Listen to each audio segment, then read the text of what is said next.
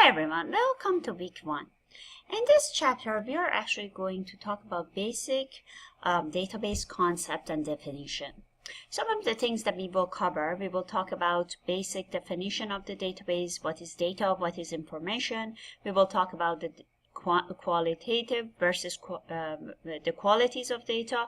We will talk about the character, field, record, and file. These are the terminologies that are being used in a database. Also, we will talk about file maintenance, updating, modifying, deleting, and validation techniques. We also will talk about the difference between the file approach versus database approach. Also, some of the things that you might learn in this chapter would be basically some of the most basic functions of the database management systems and some of the characteristics of between the relational database, object-oriented database, as well as multidimensional databases. We will also talk a little bit about web databases, and also at the end we will talk about the responsibilities of the database administrator versus database analyst. So first, let's see what is data and what is information. Data and information, sometimes people, they kind of mix it up together. They're like, oh, this is data. So they don't know how to differentiate it. Well, data is basically just facts. And it's unprocessed items that has no meaning. So it's raw facts, unprocessed items that have no meaning, such as text, numbers, images, audios, and videos. Information is processed data that has a meaning to it. So it could be in terms of documents, it could be also audio, images, and video.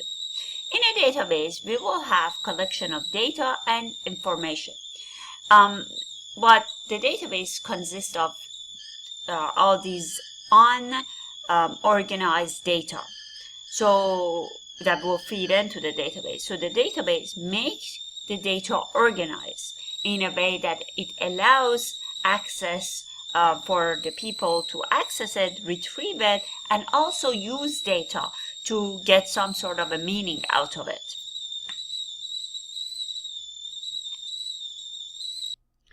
So this is basically the registration system of the department.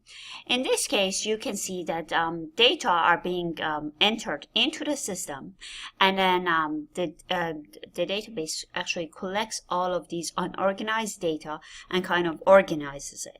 And then it saves it somewhere on a disk or on a hard drive or something like that. And then you get output out of that system, out of that database. The output could be like this printed copy of the student ID, or it could be in terms of reports, grades, and so on. So every system, and a database system could include it. Every system has data that will be input into the system, and then there would be output that would be the information that comes out of that system. So database is a system as well, which has input, which is the data, and then the output is that processed information. So we keep calling about database. Sometimes you might hear about database management software. Sometimes you might hear about database software. They're all the same.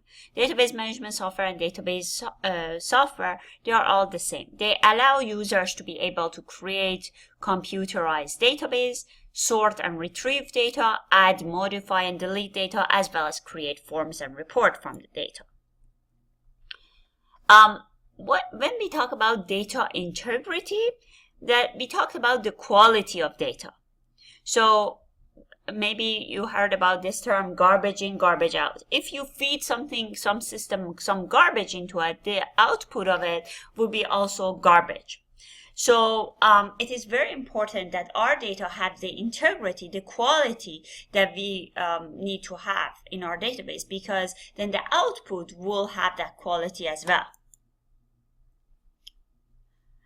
Sometimes you might be bombarded with all these emails, all these text messages, all of these kind of, you read Google News, this news, that news. So you are all processing some data.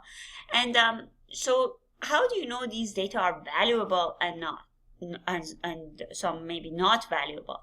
So it is very important for us to identify valuable information and valuable data.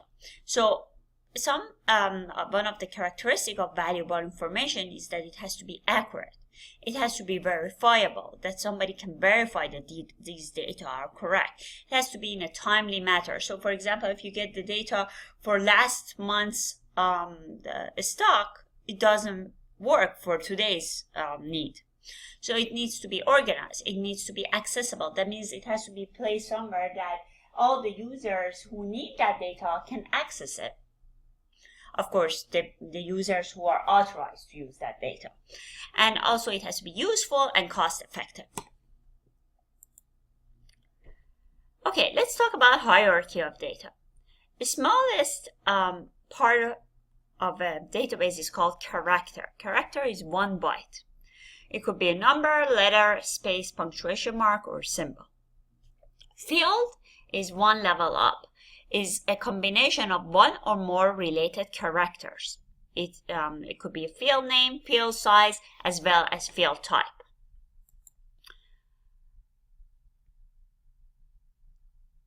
So the common data types that we could have is basically text, numeric, auto number, currency, date, memo, yes or no, hyperlink, object, and attachment. And when you are actually creating your database, you need to select the type of data that you want to have, because this will be very good for if you want to make sure that your data has integrity. Hierarchy of data. Another hierarchy of data, the level up, the field is called record. Record is group of related fields. In a record, we have something called primary key. Primary key is a unique identifier. So when we have bunch of records, we put it in a file. It's called a data file. So the data file is collection of related records. So in here we have 1 record, 2 record, 3 record, 4 record for different students. And all of these records are being stored in a data file.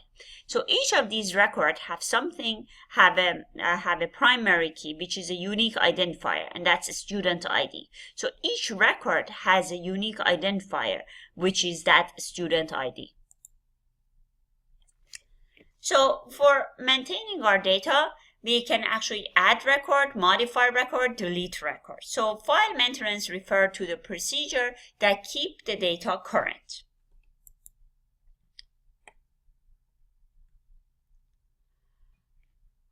Also, we do data validation.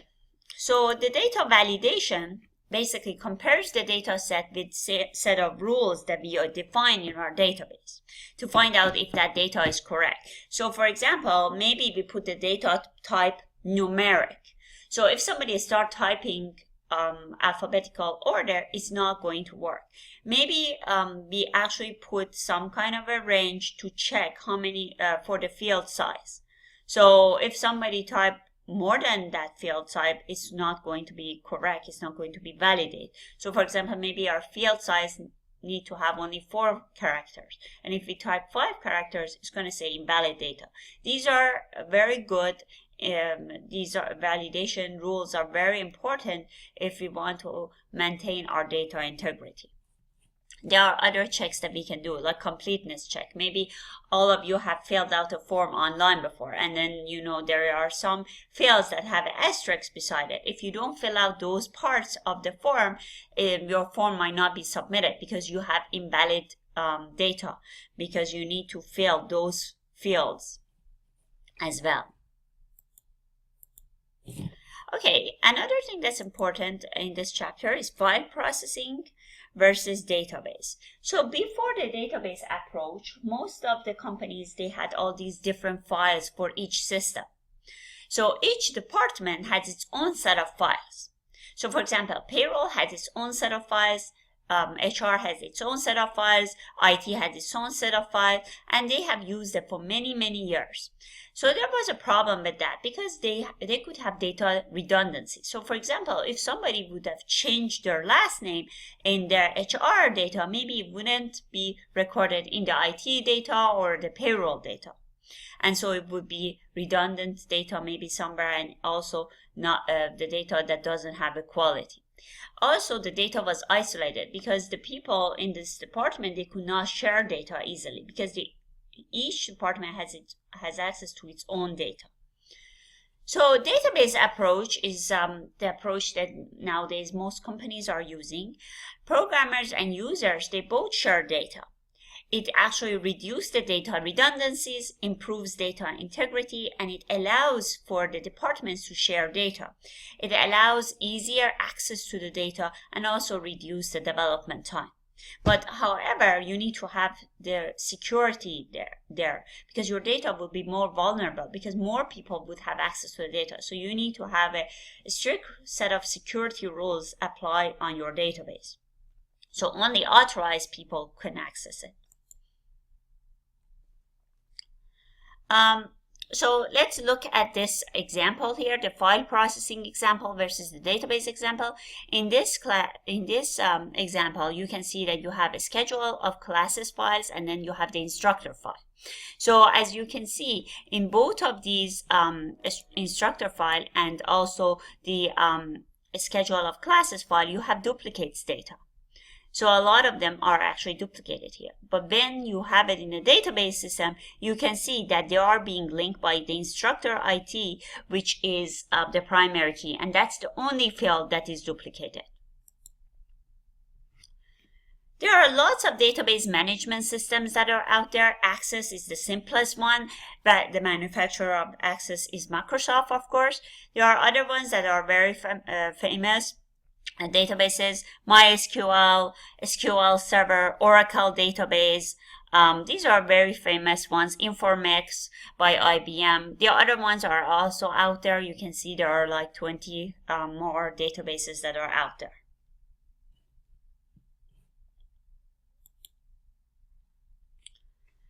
In a database management system, you also have a data dictionary that contains data about each file in the database and each field in those files. Database management systems also provide several tools that allow users and programs to retrieve and maintain data in a database. Query language by example, form, and report generator. So in Access, we also learn about query by example, and also we will use the SQL, a structured query language, to also learn that technique as well. And then also we will develop forms and as well as reports. The query language consists of simple English-like statements that allow the user to specify the data to display, print, or store. So this is the SQL language. It's the simplest languages that a lot of people would learn to be able to actually retrieve or use the data into the database to be able to print or store or display. Query by example is another feature in Access that provides a GUI to assist users with retrieving the data.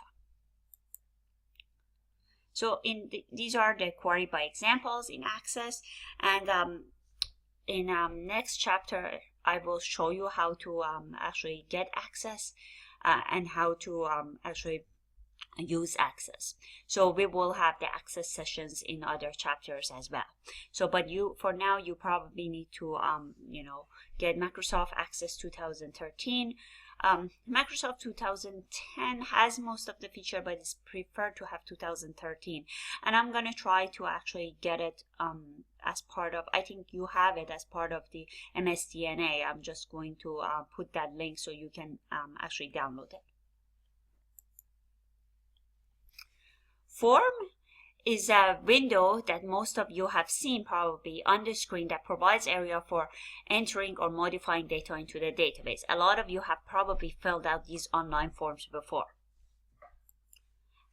Report is allowing users to design a report on the screen, retrieve the data in the report design, and then display it. So for example, you want to get a report of all the students in this class who have a grade point average of 4.0. So you can create a report out of that database.